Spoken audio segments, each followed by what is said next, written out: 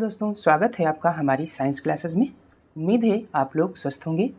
हम लोगों ने पिछले पार्ट में जो सीरीज स्टार्ट की थी प्रैक्टिस की मार इस बार शीटेड पार, उस सीरीज का दूसरा पार्ट आज हम लोग डिस्कस करने जा रहे हैं। उम्मीद है आपको पहला पार्ट अच्छे से पसंद भी आया होगा और जो कंटेंट था वो भी आपको अच्छे से समझ में आया होगा। तो बिना किसी रुकावट के बात करते हैं सीरीज का दूसरा पार्ट के क्वेश्चंस की। पहला क्वेश्चन गिवन कर रखा है सेम मतलब शर्मिंदगी। अब शर्मिंदगी जब हम अधिगम की बात करते हैं तो इसमें क्या क्या चीज़ें सामने देखी जा सकती हैं। तो अब बताया क्या गया, सबसे पहला शर्मिंदगी का संज्ञान से कोई संबंध नहीं है। दूसरा ऑप्शन बताया है का संज्ञान पर नकारात्मक प्रभाव पड़ता है। तीसरा बताया है बच्चों को अधिगम हेतु अभिप्रेरित करने के लिए बहुत प्रभावशाली है। और फोर्थ ऑप्शन बताया कि भाव को अध्यापन अधिगम प्रक्रिया में बारंबार पैदा करना चाहिए। Has no relation to cognition. अब इसका कहने का मतलब क्या है, जब भी बच्चा अधिगम कर रहा है और वो शर्मिंदगी महसूस करता है तो अब उसका अधिगम प्रॉपर जो है नहीं हो पाएगा। कहने का मीन्स ये है, यदि बच्चा कोई टॉपिक उसको समझ में नहीं आ रहा है, कोई चीज़ टीचर उसे बता रहा है और उसे समझ में नहीं आया, अब वो पूछने के लिए क्या कर रहा है, अपने मन में बहुत सारे क्वेश्चन लगा रहा है, उससे पूछने में शर्मा रहा है। तो ऐसे में क्या होगा, उसका जो अधिगम होगा वो प्रभावित होगा। जैसे एक और एग्जांपल ले लें, यदि आपसे कोई छोटा बच्चा है और उसे किसी क्वेश्चन का आंसर पता है, अब आप उसके कंपैरिजन में बड़े हैं, तो अब क्या चाहिए आपको, उस छोटे बच्चे से क्या उसका आंसर पता करवा लेना चाहिए, पता करना चाहिए, क्योंकि उसे वो चीज़ों के बारे में पता है। लेकिन अब आपके पास तो ईगो है, क्योंकि आप सोचते हैं कि ये हमसे छोटा है और इसको आंसर पता है, अब हम इससे पूछेंगे तो हमारी बेइज्जती हो जाएगी, सेम फील होगा। तो जब ऐसी चीज़ें आपके मन में आएंगी तो क्या पॉसिबल है कि उस क्वेश्चन के बारे में आप पूर्ण जानकारी ले पाएंगे। तो अब ऐसी शर्मिंदगी कहीं ना कहीं आपके सीखने में जो है व्यवधान उत्पन्न करती है, और वही यहाँ पर क्वेश्चन पहला जो है मेंशन किया गया है। तो यहाँ से अब आसानी से बताया जा सकता है कि शर्मिंदगी हमारे अधिगम में एक नेगेटिव फैक्टर काम करेगा, मतलब नेगेटिव वर्क करेगा। तो अब इसमें हमें कुल मिलाकर के नेगेटिव ही कहीं ना कहीं आंसर खोजना है। तो सबसे पहले में यदि हम बात की has no relation to cognition, का संज्ञान से कोई संबंध नहीं होता है, तो कोई संबंध नहीं होगा इट मीन्स तो क्या हो जाएगा, अब जब संबंध ही नहीं होगा तो बच्चों में कहीं ना कहीं एक जैसी चीज़ें देखने को मिलेंगी, तो बच्चे आपस में अधिगम सही से नहीं, सुचारू रूप से नहीं कर पाएंगे। तो पहला ऑप्शन तो बिल्कुल गलत हो जाएगा।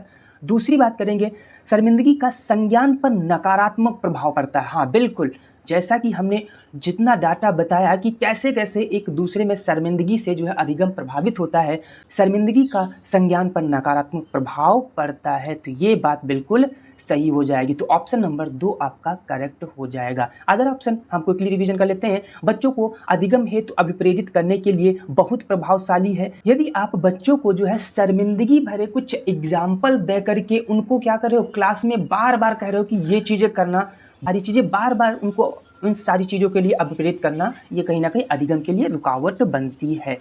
चौथा ऑप्शन है के भाव को अध्यापन अधिगम प्रक्रिया में बारंबार पैदा करना चाहिए। अब बार बार क्या करना चाहिए, क्लास में जो है बच्चों के बीच में यदि कोई बच्चा जो है अच्छे मार्क्स लाता है, 100 में 100 लाता है, उस जो बच्चा सपोज 80 मार्क्स लाया 100 में से, उन दोनों का कंपैरिजन करके क्या करना चाहिए, उनमें जो है शर्मिंदगी के भाव बार बार उत्पन्न करने चाहिए। तो इससे भी बच्चे का अधिगम बहुत ही ज़्यादा अप्रभावित होता है।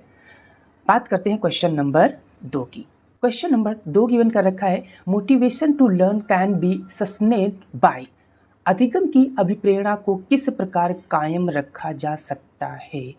एक ऐसी कक्षा जहां पर अधिगम जो है टीचर के द्वारा दिया जा रहा है, अब बच्चों में वो अधिगम किस प्रकार से लॉन्ग टर्म्स तक रखा जा सकता है या कैसे उनमें इंटरेस्ट दिखाया जा सकता है, ये क्वेश्चन पूछा गया है। सबसे पहला ऑप्शन बताया है कि पनिशिंग द चाइल्ड, मतलब बच्चे को दंड दे करके।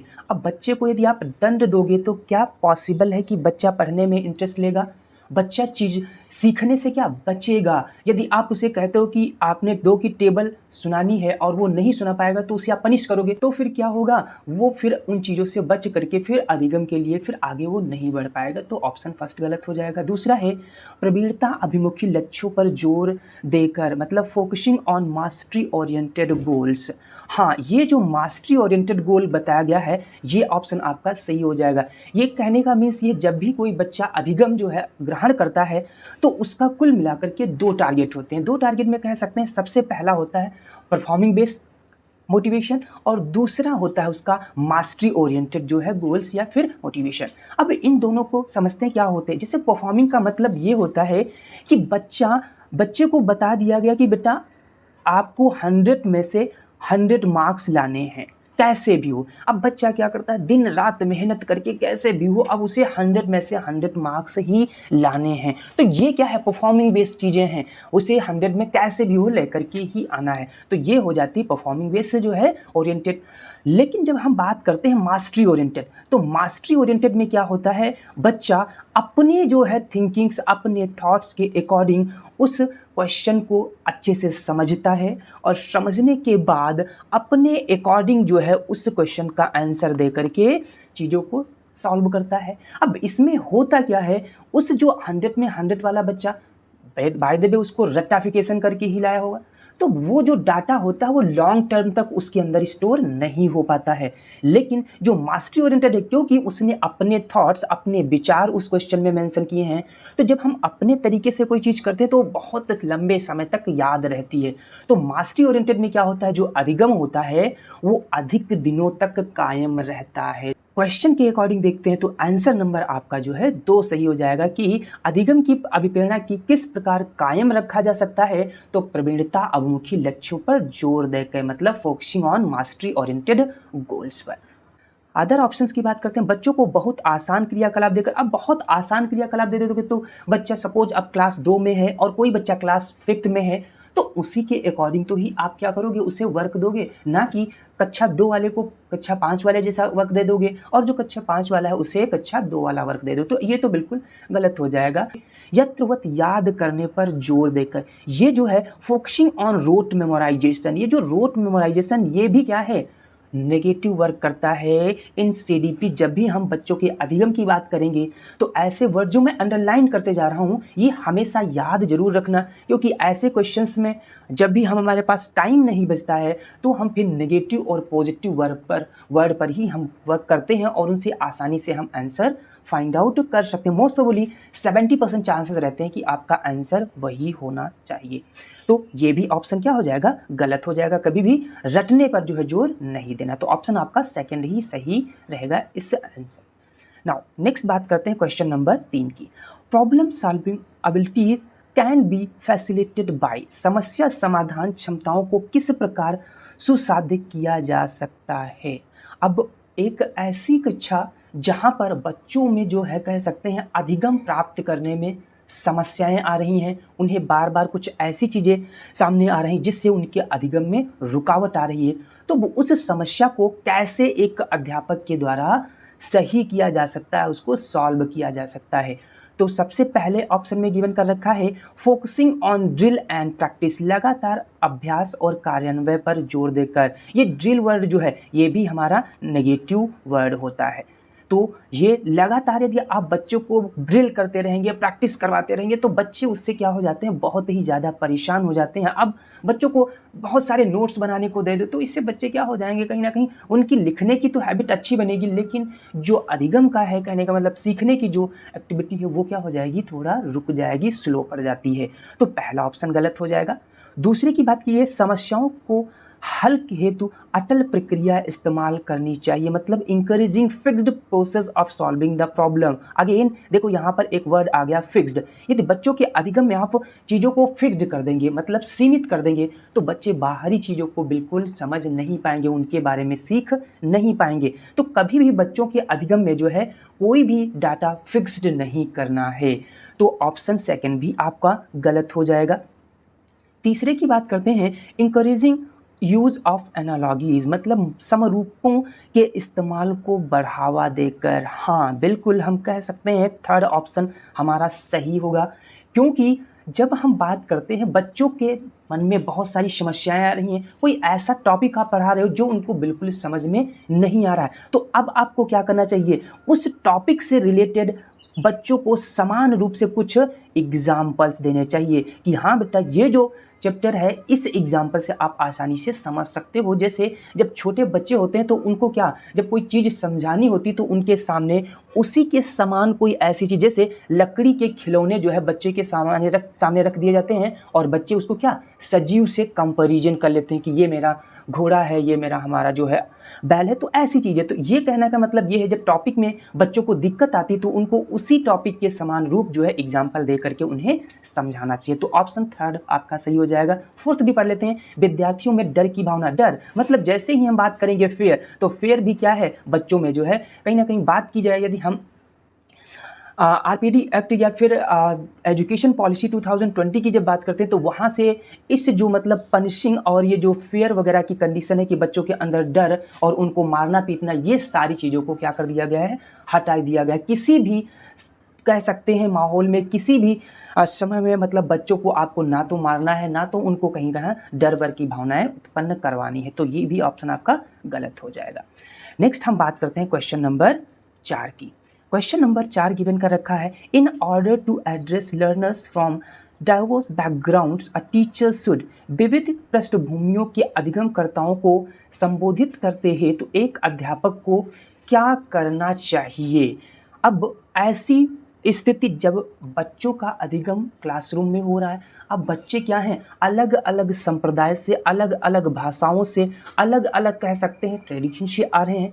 तो जब ये अलग अलग सोर्सेस से आ रहे हैं तो उनमें अलग अलग तरीके क्वेश्चंस भी आएंगे, अलग अलग तरीके से करने का मतलब उनके जो क्वेश्चन सॉल्व करने का तरीका वो भी अलग हो सकता है, क्योंकि भाषा अलग है तो उनकी कह सकते हैं लिखने का भी पैटर्न अलग होगा।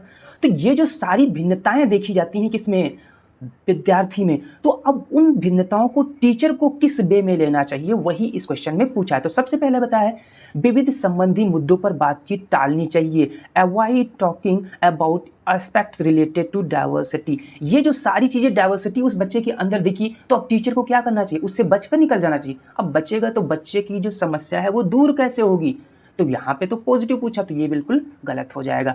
टीचर को बचना नहीं है, कैसे भी हो, यदि उसको एक माध्यम नहीं समझ में आया तो दूसरे माध्यम से समझाना चाहिए, दूसरा नहीं समझ में आया तो तीसरे माध्यम से समझाना चाहिए। तो सेकंड की बात करते हैं, विविध विन्यासों से उदाहरण लेकर के, हाँ draw examples from diverse setting. बिल्कुल, यदि बच्चे को एक तरीका नहीं समझ में आया तो दूसरा तरीका अपनाना चाहिए, यदि कोई चीज़ बिल्कुल समझ में आए तो उससे रिलेटेड एग्जाम्पल्स लेना चाहिए जिससे बच्चे का जो अंदर डाउट है वो आसानी से क्लियर हो जाए। तो हाँ बिल्कुल सेकंड ऑप्शन आपका सही हो जाएगा, विविध विन्यासों से उदाहरण लेने चाहिए। अदर ऑप्शंस की बात करते हैं तो थर्ड गिवन है, सभी के लिए मानकीकृत आंकड़ों का इस्तेमाल करना चाहिए। ये जो स्टैंडर्डाइज्ड वर्ड होता है ये भी नेगेटिव वर्क करता है इन सीडीपी, तो नेगेटिव वर्ड है तो इट मीन्स ये गलत हो जाएगा ऑप्शन। फोर्थ की बात करते हैं, ऐसे कथनों का इस्तेमाल करना चाहिए जो नकारात्मक रूढ़िबद्ध धारणाओं को मजबूत करें। अब यहाँ पे जो नकारात्मक धारणाएं हैं उनको मजबूत करने की बात की गई है। यदि उनको बायस किया जाता है मतलब उनका विरोध किया जाता है तब तो ये सही हो जाता है, लेकिन यहाँ पे क्या बता मजबूत करने की, कहने का मतलब ये है यदि पहले से ही कोई रूढ़िबद्ध धारणा चली आ रही, बनी चली आ रही कि पापा ने कहा बेटा ऐसा पहले होता था, तो उसके बारे में आपको पता तो करना चाहिए कि हाँ ये वास्तविक में ऐसी चीज़ थी कि नहीं, कि सिर्फ बता दी गई ऐसा है और हमने उसको मान लिया। तो यही होता है कहीं ना कहीं रूढ़िबद्ध धारणाओं का जो है तो मजबूत नहीं करना कि हाँ वो पापा ने ऐसा बोला तो वो बिल्कुल बात सही ही है, तो आपको उस पर कहीं ना कहीं क्वेश्चन मार्क लगाना, पहले उसके बारे में जानना है। तो ये भी ऑप्शन आपका गलत हो जाएगा, ऑप्शन सेकेंड ही आपका सही है। नेक्स्ट बात करते हैं क्वेश्चन नंबर 5 की, dash is the primary identify features of creativity. सृजनात्मकता की पहचान का प्रमुख लक्षण क्या है। तो जब हम बात करते हैं सृजनात्मकता मतलब क्रिएटिविटी, तो इसको जो है दो फैक्टर में बांटा जाता है। एक तो हो जाता है क्रिएटिव थिंकिंग और दूसरा होता है आपका डाइवर्स थिंकिंग, जैसे कि यहाँ पर इसमें मेंशन भी किया गया है डाइवर्स थिंकिंग। अब इन दोनों थिंकिंग में क्या क्या कैसे, जैसे यदि हम क्रिएटिव थिंकिंग की बात करें कि आपको कोई चैप्टर पढ़ाया गया और टीचर ने आपसे कहा बेटा इसको एज इट इज आपको क्या करना है, नोटबुक पर लिख डालना है। नोटबुक पर आपने क्या किया, जैसे कि हमें बचपन में इमला लिखवाया जाता था। इमला मतलब एक बच्चा बोलता था और हम उसको क्या करते थे, अपने कॉपी पे लिखते थे। तो उसमें क्या है, कोई अदर चीज़ें नहीं बताई जाती, जो टॉपिक में लिखी हुई हैं उसी को एज इट इज़ बता दिया जाता है। तो क्रिएटिव थिंकिंग की जब बात करते हैं तो ये क्या होता है, जब हमें कोई ऐसी चीज़ बताई जाए जो एज इट इज़ बता दी जाए, जो जैसा था वैसा ही है, तो वो हो जाती है आपकी क्रिएटिव थिंकिंग। लेकिन जब हम बात करते हैं डाइवर्स थिंकिंग की, तो डाइवर्स थिंकिंग में क्या होता है, एक टॉपिक है, उससे कई सारे एग्जाम्पल्स पहले दिए जाते हैं और एग्जाम्पल के माध्यम से बच्चे को जो है उस टॉपिक को समझा करके उसका सल्यूशन बताया जाता है। तो ये होता है आपका डाइवर्स थिंकिंग। अब डाइवर्स थिंकिंग में क्या होता है, बच्चे बाहरी नॉलेज को बहुत अच्छे से ज्ञान कर मतलब कह सकते हैं अधिगम में संलग्न कर पाते हैं और उनके जितने सारे डाउट्स वगैरह हैं वो क्लियर हो जाते हैं। तो यहाँ पे बताया गया है कि प्राइमरी आइडेंटिफाइंग फीचर्स क्या हो सकते हैं। तो सबसे पहला गिवन कर रखा है कि लो कॉम्प्रिहेंशंस, कम परिज्ञानता बोधगम्य। अब मतलब जब कम की बात की गई, कोई भी यदि कार्य करोगे आप, यदि पेन से लिख भी रहे हो तब भी आप में कुछ ना कुछ तो प्रोग्रेस होगी ही। तो पहला तो ऑप्शन बिल्कुल गलत हो जाएगा। दूसरा गिवन कर रखा अपसारी चिंतन मतलब डाइवर्स थिंकिंग। हाँ, क्योंकि अभी हमने एक पार्ट बताया इसका डाइवर्स थिंकिंग और वही इसमें मेंशन किया गया है, इट मींस आपका आंसर क्या हो जाएगा, डाइवर्स थिंकिंग। अदर ऑप्शंस की बात करते हैं, हाइपर एक्टिविटी मतलब अति सक्रियता, बच्चा छोटी छोटी चीज़ों को लेकर तुरंत बहुत ही जल्द एक्साइटेड हो जाता है, उनको करने के लिए बहुत ही ज़्यादा उतावला है और जल्दबाजी में उससे गलत हो जाता है। तो ये भी कहीं ना कहीं बच्चों के अधिगम में जो है नेगेटिव वर्क करता है। कोई भी कार्य करना है आप पहले उसके बारे में अच्छे से सोचो समझो, फिर उसके बाद उसको करना है। आपको उसमें जल्दबाजी नहीं करना, जल्दबाजी में हमेशा नुकसान भी उठाना पड़ जाता है। तो ये भी ऑप्शन गलत हो जाएगा। फोर्थ ऑप्शन है असतर्कता। बच्चा यदि कोई भी कार्य उसको दिया गया है उसमें केयरलेस दिखाता है, वो उसके प्रति बिल्कुल सजग नहीं रहता, हमेशा लापरवाह रहता है, तो ऐसी भी चीज़ें बच्चे के अधिगम में रुकावट पैदा करती हैं। तो ये भी ऑप्शन आपका गलत हो जाएगा। ऑप्शन नंबर सेकंड ही अपसारी चिंतन की बात की गई थी और वही आपका आंसर सही हो जाएगा।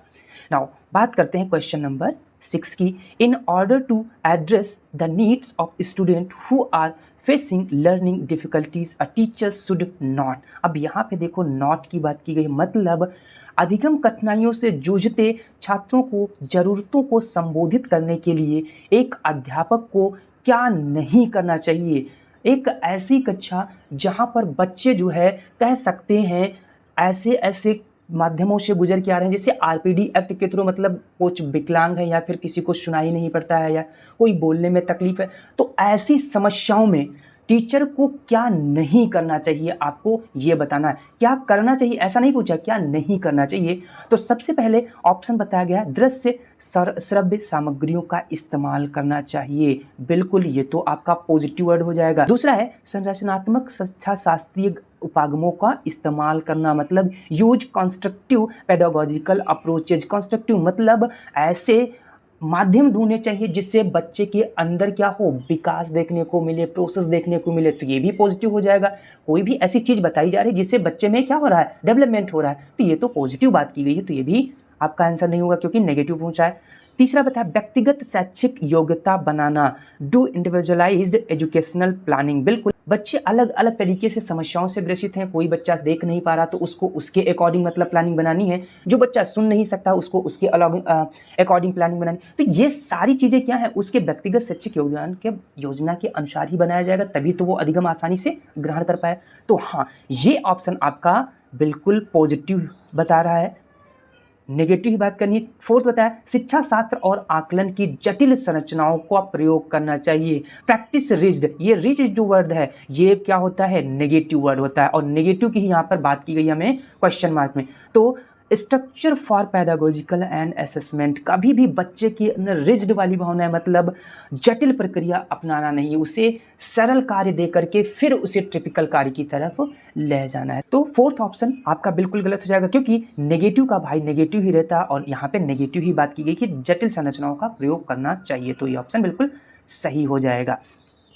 नाउ नेक्स्ट बात करते हैं क्वेश्चन नंबर 7 की। According to right of person with disability act 2016, मतलब आरपीडी एक्ट 2016 की बात करते हैं। Which of the following term is appropriate to use. दिव्यांग अधिगम अधिनियम 2016 के अनुसार निम्न में से किस शब्दावली का प्रयोग उपयुक्त है। तो जब हम बात करते हैं आरपीडी एक्ट 2016 की। तो इस एक्ट में जो है वो बच्चे जो शारीरिक कह सकते हैं बॉडी से क्या कर मतलब वो विकलांग हैं या फिर मतलब डिसेबल हैं, तो उन बच्चों के प्रेफरेंस में बहुत सारे जो है रूल्स और उनके फेवर में जो है उसमें नियमावली को जोड़ा गया है। कौन से? आरपीडी एक्ट 2016 में। तो उसी के अकॉर्डिंग आपको बताना है कि क्या क्या इसमें जो है उपयुक्त ऑप्शंस हो सकते हैं। तो सबसे पहला बताया गया रिटार्ड स्टूडेंट मतलब मंदित छात्र, हाँ तो बिल्कुल आरपीडी एक्ट के थ्रू आ जाएंगे।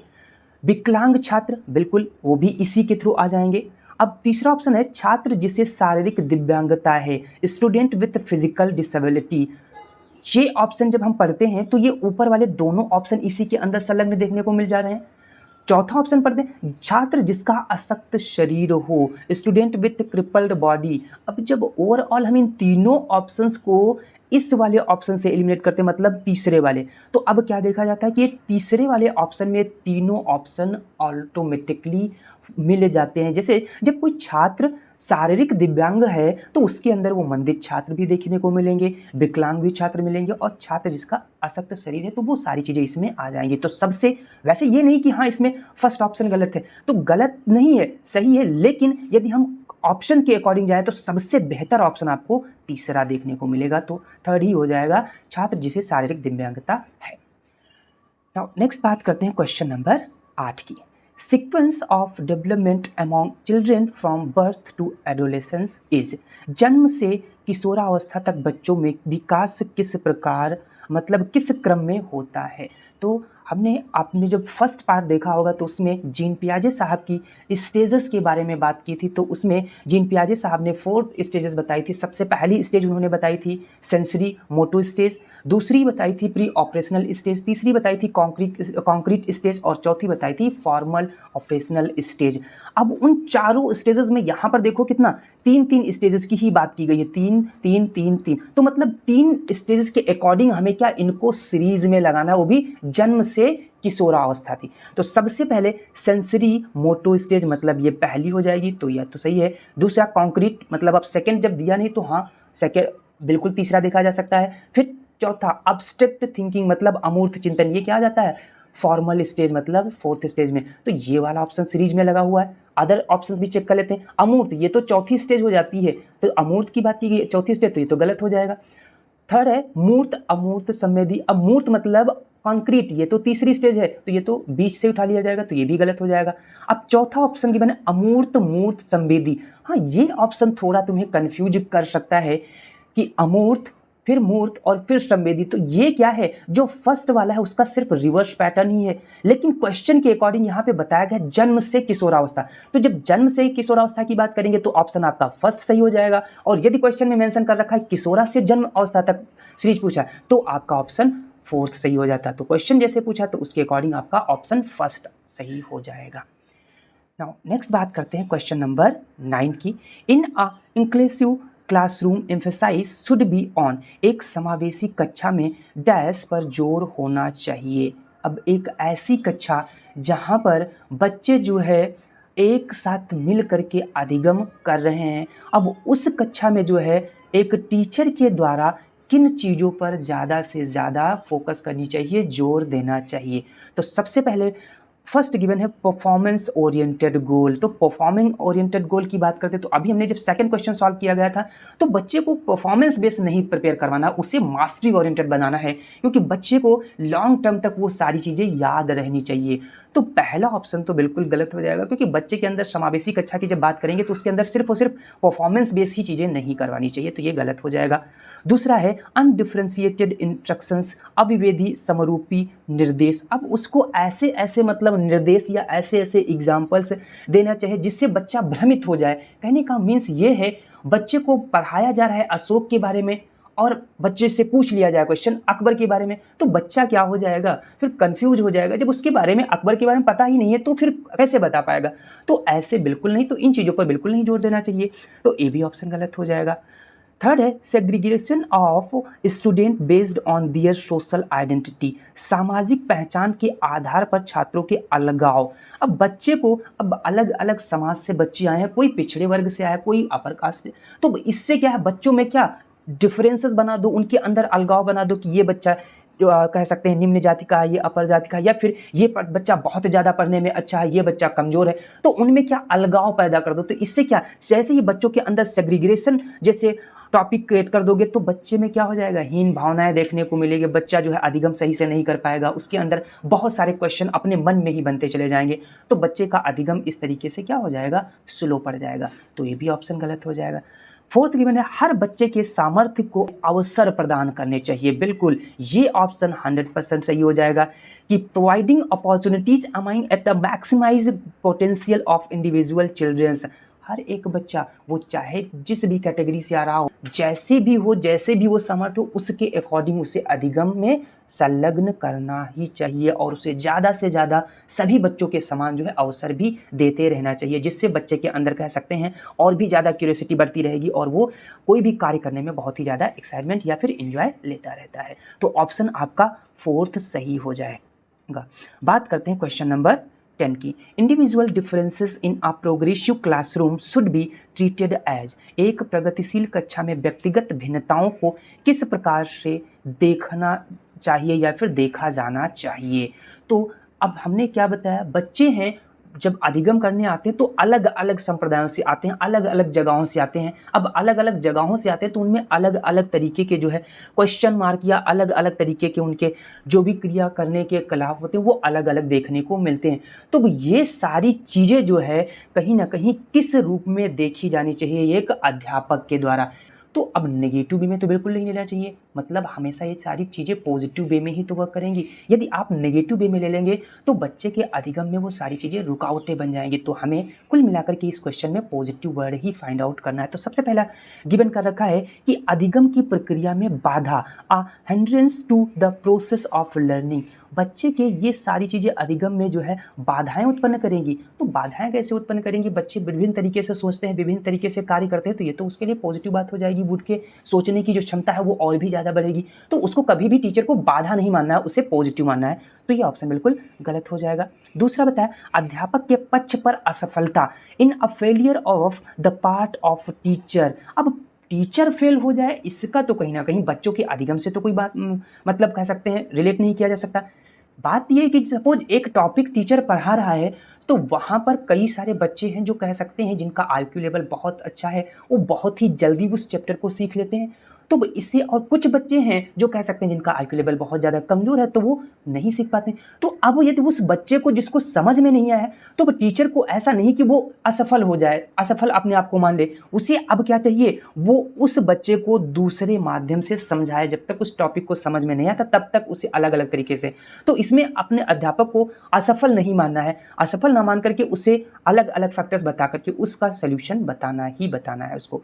तो दूसरा भी आपका गलत हो जाएगा। तीसरा है योग्यता आधारित समूह बनाने का मापदंड, criteria for making ability based group. अब जब बच्चों के अंदर ग्रुप बना दोगे, जैसे एक अच्छा बच्चा मतलब बहुत ही ज़्यादा अच्छा आईक्यू लेवल वाला, उनके एक ग्रुप में रख दो। कोई जो बच्चे आरपीडी एक्ट के थ्रू आ रहे हैं उनको एक ग्रुप में रख दो। जिनका आईक्यू लेवल बहुत कम है उनको एक ग्रुप में रख दो। कोई ऐसे बच्चे जो कह सकते हैं पिछड़े वर्ग से आते हैं उनको एक ग्रुप में रख दो। तो ऐसे क्या होगा, बच्चों में कह सकते हैं द्वेष भावनाएं पनप जाएंगी और इससे बच्चे अधिगम में जो कहीं ना कहीं बहुत ही ज़्यादा शर्मिंदगी या फिर उनकी रुकावट को भी देखा जा सकता है। बच्चे सीखने में बहुत ही ज़्यादा पीछे पहुंच जाएंगे।